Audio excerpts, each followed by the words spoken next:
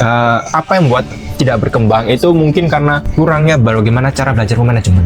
Nomor satu udah manajemen. Mulai dari bagaimana cara kita lihat harga pasar, terus bagaimana perubahan harga itu terjadi, terus bagaimana perputaran uang itu, bagaimana ini uang usaha, ini uang di rumah, bukuan lah intinya.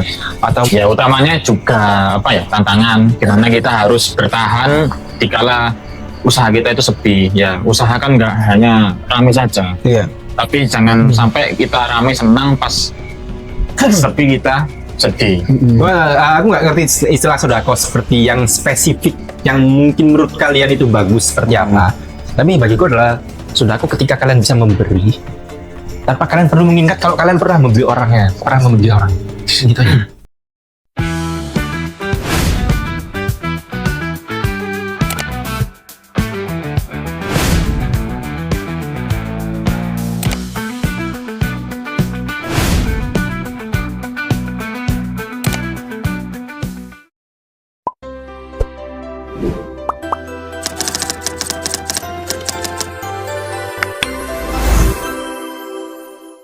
Halo Sobat Sambat, kembali lagi di Sambat Asik. Sambat Asik. Oke, kembali lagi bersama kami tentunya di episode kali ini kita akan membahas sebuah tema yang sangat menarik ya. Oh ya, kita hari ini sedang memakai ini kaos ya Sambat Asik. Ya, Sambat Asik. Ini by Sesri Konveksi ya. Buat kalian nanti yang mau pesen ya silakan DM aja. Oke. Pre-order dulu. Pre-order. Karena tidak ada peminat. Ya. Tidak ada peminat. Oh iya. Semua gak ada peminat. Oke, sebelum kita lanjut ke tema ngopi dulu ya. Iya. Ini sebenarnya sih, hari ini hari buruh ya, bro. Hari buruh ya ketepatannya. Hari buruh. Selamat hari buruh untuk teman-teman. Hari buruh aja. Iya. Dan juga tidak lupa bahwasanya hari buruh besoknya itu ada peringatan Hari Pendidikan Nasional. Ya, kita ucapkan juga selamat Hari Pendidikan Nasional. Ya, jangan lupa juga ada Marsina ya. Ada Marsina juga. Hari buruh. Hari buruh juga. Hari buruh yang libur PNS. Hari buruh. PNS yang libur. Oh iya. ASN. Nah, libur tapi yang libur ASN. Oke. Tanggal merah di kalender. Banyak yang kita doakan untuk hari ini. Ya. Ya, oke. Gini, bro. Ya. Apa? Perkembangan teknologi digital saat ini merubah cara pandang masyarakat untuk berbelanja online dan juga menjalankan usaha. Dan juga generasi sekarang ini tumbuh di era media sosial. Tentunya untuk UMKM sendiri harus ikut terus beradaptasi supaya tidak kalah bersaing. Namun kebanyakan UMKM saat ini masih belum merasa tertinggal sehingga tidak bisa mengikuti persaingan di digital saat ini. Terus gini bro, mengapa UMKM perlu beradaptasi dengan perkembangan era digital saat ini? Menurut bro ini gimana? UMKM itu apa ya? Gawat darurat.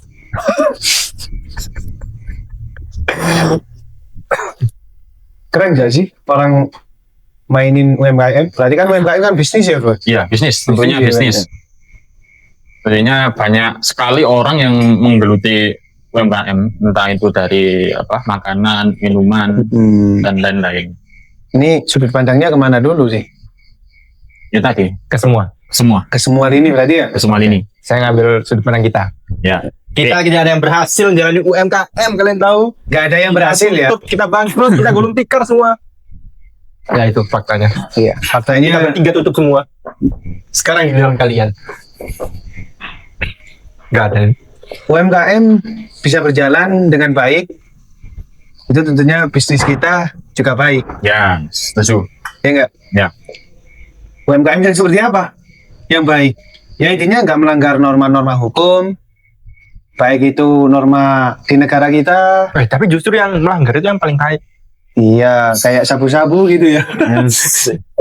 Daun singkong, daun gajah mada gitu. Ya kalau orang-orang jualan bisnis seperti itu jelek, kita lihat nggak sampai lama selesai tuh. Biasanya selesai ya. Tapi orang cuci uang kok jalannya lama. Kayak itu ya bau asap itu ya. Tangkap lagi sama KPK. Iya. Jadi orang-orang yang pebisnis itu intinya kita harus main yang baik sih. Main baik. Baik pun juga tidak menjadi prioritas. Baik dan juga cerdas. Iya. Orang pebisnis kalau nggak baik terus nggak cerdas, Pasti cuma Iya, pasti jatuh. ya apa? Rugi-rugi banget lah. Tapi kalau misalnya UMKM itu perlu apa tadi? Perkembangan di era digital. perlu, sangat perlu. Tapi secara main lapangan tidak semua maksudnya. Ya. Ada memang UMKM yang memang tidak mau berkembang, itu ada. Contohnya kita berkembang. Fakta men. Fakta ya. iya. Tutup semua. Karena kayak kita ini UMKM termasuk. Jatuhnya iya. Ya itu kan cuma Iya, jasa kan ini kan ya, namanya kan jasa gitu. Ya semoga banyak yang tertarik. Apa yang membuat tidak berkembang itu mungkin karena apa ya? Kurangnya bagaimana cara belajar manajemen. Oke, terkait usaha ya. Iya. Ya. Satu manajemen, ada lagi nggak? Nomor satu udah manajemen. Mulai dari bagaimana cara kita lihat harga pasar, terus bagaimana perubahan harga itu terjadi, terus bagaimana perputaran uang itu, bagaimana ini uang usaha, ini uang di rumah, buku bukuan lah intinya. Atau mungkin yang paling krusial mungkin lebih di lupa ngomong. Oke, saya setuju yang diomongkan Bro Khaled tadi. Tapi gini Bro, kan dalam bisnis usaha gini ya. Ini tentunya terkait yang disampaikan tadi, tentunya ini ada sebuah persaingan. Ya. Tentunya kalau kita tidak bisa memanfaatkan di era digital saat ini, tentunya kita kan kalah bersaing. Iya. Ya. Jadi gini Bro, sejak kapan pelaku usaha atau UMKM ini untuk bisa mulai mengenal Sudah. ke era digital? Gini, sekarang ini banyak sekali contohnya ya, seperti kalau bisa memasarkan terkait usaha bisa di online ya. Oke. Di marketplace juga bisa ya. Marketplace WA bisnis. Itu gimana Bro? Apakah pelaku bisnis itu harus memperkenalkan usahanya terhadap media sosial itu sejak membuka bisnis atau ketika bisnis itu sudah berjalan? Oh, ya. Jadi kalau di era hari ini sih nggak mungkin lah mama nggak punya HP kan ya. Oh ya. Pasti punya HP, gadget semuanya punya. Punya media sosial pasti juga punya. Apalagi mama ini apalagi yang boomer, bahkan sampai nenek-nenek pun ya. Gen Z. Ya, Gen Z sih masih kisah bro. Ada. Masih Gen Z itu masih kuat lah dalam menerima berbagai informatika, berbagai ilmu-ilmu digital itu sudah ya tahu lah. Yeah. Apalagi Gen Alpha, aduh masalah gitu. Jadi gini, mama yang merasa dirinya atau ibu-ibu kalian yang merasa jualan kok stagnan ya, ini tadi kan nggak stagnan kan, nggak mau belajar ke dunia digital. Bagaimana sih untuk masuk ke situ? Nah ini kan namanya persaingan. Namanya pebisnis pasti ada persaingan bro. Ya. Satu kunci, orang bisnis pasti ada saingannya. Tapi bagaimana kita bisa lancar ke situ? Kita wajib percaya bahwa segala usaha itu memang harus ada jerih payah, darah yang dikeluarkan sampai kucuran keringat, ya. Bahkan dana-dana yang aslinya itu dibuat jangka panjang bisa sampai kepake. Tapi kan itu pasti ada jalan. Tapi ya gitu, untuk masuk ke situ sistem akhirnya maksudnya. Nah, kita jalan ke sistem. Karena gue gak pernah ada di bisnis dan hari ini masih pemula lah untuk bisnis karena gue sendiri itu pertama kali ingin masuk ke dunia bisnis melihat temen gue yang pernah main di bisnis terus gagal, tapi gue hari ini kepingin, oh iya, berarti sistem ya jalan aja karena masih pemula gue ya ketepatan gue ini sekarang buat tempe buat tempe sistemnya seperti apa karena gue main di Indopret Indopret maksudnya itu Facebook lah, Facebook, TikTok gitu dan alhamdulillahnya hari ini bisa monet nah itu Kepinginnya gue, jangka panjangnya, gue tempe itu kan cuma satu produk nih. Iya, Satu produk. Bagaimana satu produk ini bisa membuat keuntungan 2-3 kali lipat? Yang pertama, ampasnya tempe. Nah, itu mau gue jual. Yang kedua, main di TikTok atau Facebook, kepingin gue di situ. Itu masih strategi bro, sistemnya. Tapi masalah nanti jalannya seperti apa? Ini bagi teman-teman semuanya yang pebisnis, kita harus yakin bahwa segala usaha kita itu pasti akan sampai sukses maksudnya. Itu cuman bahasa basinya doang ini. Sistemnya sih gue masih belum merasakan ini. Tapi waktu saya ke dunia ya. Waktu pas coba bisnis itu udah belajar coba adaptasi ke media sosial. Pernah bisnis gak lo? Dia betul buka keju pisang. Pisang keju. Oh, pisang balik. Itu, Ya. nah, itu bisnis nih. Ya, coba ceritakan. Ya, saya awal itu cuma coba-coba awalnya. Karena belum. Karena bangkrut dulu. Oh, bangkrut dulu. Berarti FOMO. Ya, enggak, karena Berapa bulan nih? 8, Oh, hampir setahun. hampir setahun. Ya, menurut saya ya bisnis makanan itu persaingannya keras juga. Nomor satu. Nomor satu. Apalagi di daerah pas waktu saya tempat itu ada sekitar 3 yang jualan pisang keju. Nah itu termasuk juga tantangan yang luar biasa ya. Dimana pada saat itu saya kondisi belum mengenal media sosial, jadi tidak tahu bagaimana Gaptek ya? Masakan ya lewat kayak GoFood, ya. GrabFood, Gue ini bro, Seafood. khawatir. Kayak ini kelahiran boomer sebenarnya. Iya nggak ada media sosial soalnya HP saya hilang. Oh Ya, pas waktu saya 2 bulan buka HP saya hilang. Wah, keren. Keren, berarti terus nggak ada lagi niatan ke media sosial. Punya pikiran nggak mau pindah HP Nokia gitu? Wah, enggak. Ya nggak tahu ya, tiba-tiba beli aja gitu. Ya utamanya juga tantangan gimana kita harus bertahan dikala usaha kita itu sepi. Ya usaha kan nggak hanya ramai saja. Iya. Tapi jangan sampai kita ramai senang pas sepi kita sedih. Tapi biasanya usaha itu yang memang kalau baru buka itu rame. Pasti satu. Iya. Buka rame nanti udah mungkin sekitar 4 bulan 5 bulan udah mulai penyusutan tuh kayaknya. Ya, soalnya siapapun ya konsumen. ini ya juga saya dapat cerita dari teman saya. Usaha itu semua bisa membuka apa saja, tetapi untuk mempertahankan itu yang sulit. Ya, kan seperti yang Buali ceritakan tadi ini, terkait tempe pun itu ada tantangannya. Nah itu makanya gue harus siap ke situ. Siapa situ ya? Harus siap ke situ. Tantangan bisnis itu kan awal mula kita harus siap satu rugi nih. Penting sih. Siap rugi. Tapi karena rugi tadi itu kan kita harus tahu modal kita berapa kan gitu. Ya. Kayak orang-orang yang gue ada teman-teman, bahkan ada beberapa orang yang gue lihat bahkan di sosial media juga investasi nih. Nah, trading kan ya bahasanya. Ya. Sampai segitunya tergiur dengan seperti itu, namanya kan perputaran ya. Perputaran, sistem. Semuanya itu tergantung sistem. Bisnis seperti apapun, mau itu dikatakan pembisnis muda, itu dikatakan pembisnis tua, bisnisnya itu booming, viral, atau trend luar biasa. Tapi kalau sistemnya salah, acur bro. Tapi ya itu, gue harus siap juga sih. Ya semoga aja lah, nggak semoga aja. Apa gini bro, bisnis itu bisa ditiru, tapi rezeki itu enggak. Soalnya gini. Wah ini agak serem ini. Gini, soalnya kan kalau mainnya sistem tadi, semisal ya, saya pelaku usaha pisang keju tadi ya. Saya melihat salah satu figur yang sukses di bidangnya. Saya mengikuti bagaimana cara membuat pisang keju, dengan cara bagaimana mengatur pengelola keuangannya. Tetapi hasilnya beda. Iya. Nah, itu kira-kira gimana bro? Apa yang salah? Ya semua sistem.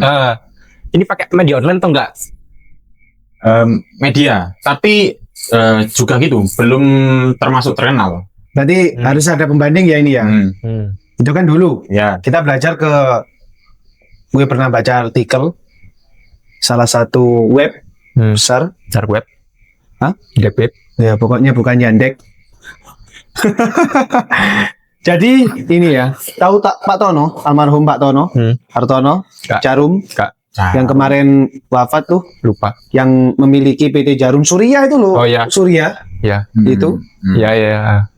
Beliau awal cerita juga itu jatuh bangun tembakau gini kan. Dulu apa ada digitalisasi? Gak ada bro. Tapi kenapa kok rokok Surya ini anggap oleh orang-orang perokok ini sebagai istri kedua setelah makan? Iya gak? Lu perokok gak? Ya, Tapi lu setelah makan kalau Suryahan enak gak? enak, Nikmat gak? nikmat. Nikmat. Itu istri bro. Kenapa Pak Tono kok bisa segitunya membuat rokok yang satu jendil saja sampai beliau bisa sukses seperti itu? Ini belajarnya. Yang gue baca di situ adalah ternyata Pak Tono ini selalu memberikan apa ya, sesuatu hal yang buat kita itu termotivasi. Yang pertama adalah usaha sistem sodako. Keren. Usaha sistem sodako. Sebaik apapun usaha kita, sistem nggak ada, selesai. Yo, usaha tok, sodako bisa. Tapi kalau untungnya sistem nggak stagnan, selesai bro, ya nggak?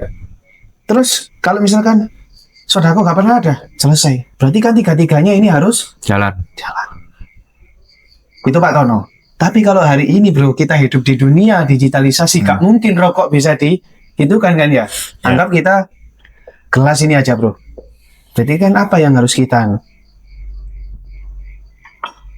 itu harus punya jawaban. Nah gue hari ini kita nih yang hidup di sini, sistem yang seperti apa bisa menghadapi persaingan di sini? Intinya kalau mau sukses ya harus siap bersaing. Oh, saya rugi juga.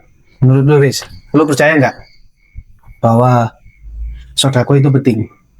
Orang pebisnis sih, Ya, sodako penting nggak? Penting lah. Seperti apa menurut pentingnya? Penting lah. Aku nggak ngerti istilah sodako seperti yang spesifik, yang mungkin menurut kalian itu bagus seperti apa. Tapi bagiku adalah sodako ketika kalian bisa memberi tanpa kalian perlu mengingat kalau kalian pernah memberi orangnya, gitu aja. Luar biasa. Nah itu, berarti kita harus niru seperti itu, Pak Tono. Untuk Pak Tono, baik-baik saja. Iya, iya kak. Ini wah sangat luar biasa nih pembahasannya. Iya. Tapi gini bro, kan kita ini apa ya sebagai generasi muda. Tentunya ini apa ya? Kenapa?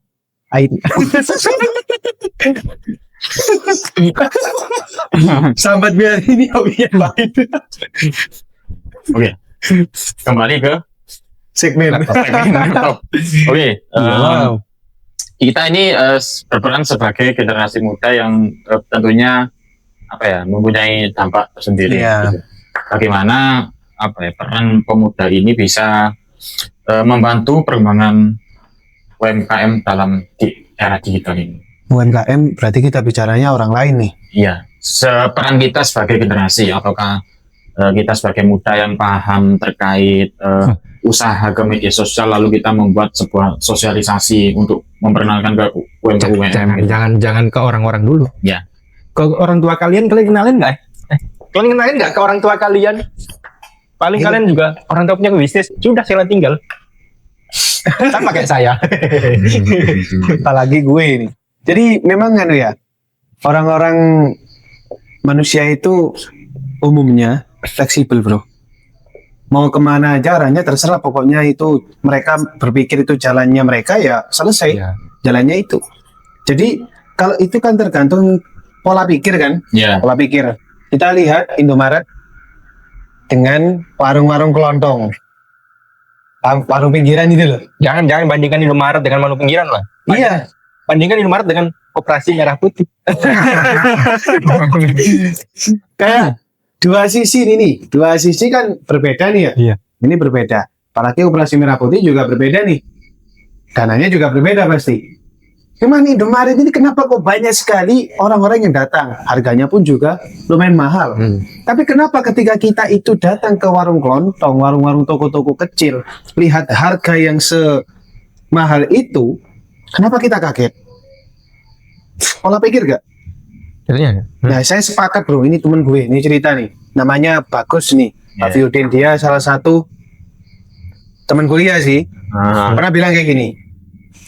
Aku sih ngajak ingin beli Golda itu loh bro. Iya. Golda.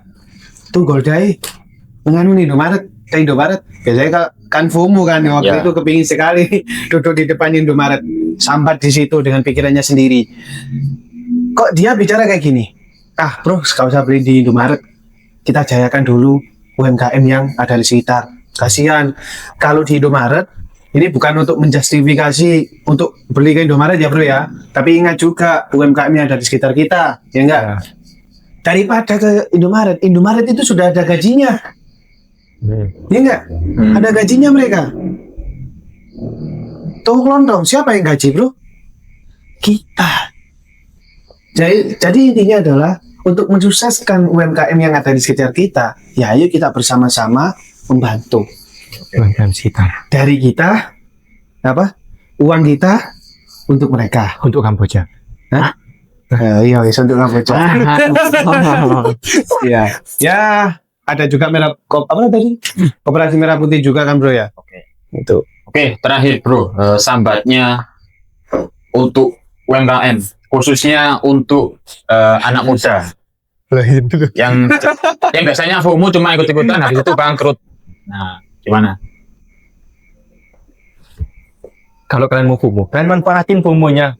Udah manfaatin aja. Sampai memang udah benar down, udah kalian berhenti nggak apa-apa. Kalau kalian lanjutin, nggak kadang harga nggak kadang misalnya kita sebelah rame. Ya kalian pasarkannya sebelah sampai memang harganya sampai kira-kira pembelinya itu sudah menurun, kalian tutupkan aja. Yang penting kalian ambil untung di utamanya aja. Gak usah terlalu lama-lama. Sebelah kan pernah rame. Ya. Itu aja. Sambat gue untuk UMKM ya. Ya. Ya, untuk para pebisnis, para pemuda yang hari ini sedang menjalani bisnisnya masing-masing, gue doain semoga lancar lah. Kita sesama-sama laki-laki, kita sesama manusia, kita sesama bangsa Indonesia. Ayo kita gotong royong lah dari kita untuk mereka. Saling imbal balik lah. Oke. Saling membalik karena UMKM yang di sekitar kita itu juga butuh dengan kita. Ya. Tapi kalau UMKM-nya 5 gitu sekitar kalian Ya, yang penting kita pilih-pilih. Gimana? Yang penting kita pilih-pilih. Tapi kalau belanja di sana. Dan juga nih, ini ayo kalau jadi pebisnis, sama-sama jadi pebisnis. Ya, gue gak tahu kapan gue harus down, gue kapan harus bangkrut, tapi tadi sudah dimotivasi oleh Gala. Jadi pebisnis harus siap untuk bangkrut, harus siap untuk sakit, harus siap untuk darahnya mengalir, keringat habis. Tapi ketika kita sudah selesai, manjada wajada bro. Ya. Siapa yang bersungguh-sungguh maka dia akan berhasil. Minimal bukannya kayak gini harus bangkrut. Oke ya, terima kasih itu tadi terkait pembahasan ya usaha UMKM di era digital. Ini sangat menarik sekali untuk ditonton sampai habis ya. Karena semua orang itu bisa menjalankan usahanya, tetapi semua orang itu tidak bisa untuk membangun usahanya. Oke. Sampai ketemu lagi di Sambat Asik next berikutnya. Sambat Asik. Gak sambat, gak asik.